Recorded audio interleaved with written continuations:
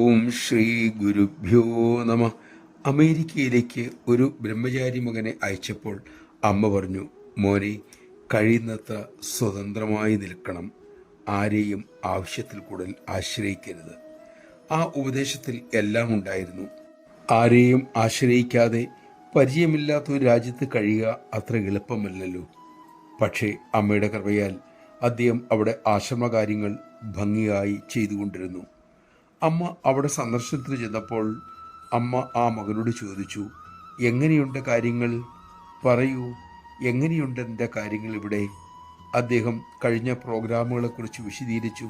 തന്നെ പലയിടത്തും സംസാരിക്കാൻ വിളിച്ചതിനെക്കുറിച്ചെല്ലാം അമ്മയോട് വിശദീകരിക്കാൻ തുടങ്ങി. ഇടയ്ക്ക് അമ്മ പറഞ്ഞു, മതി മതി, എനിക്കറിയേണ്ടത് മോൻ എന്തൊക്കെ ചെയ്തു എന്നല്ല, എങ്ങനെയായിരുന്നു ഇവിടെ എന്നാണ്. നമഃശിവായ.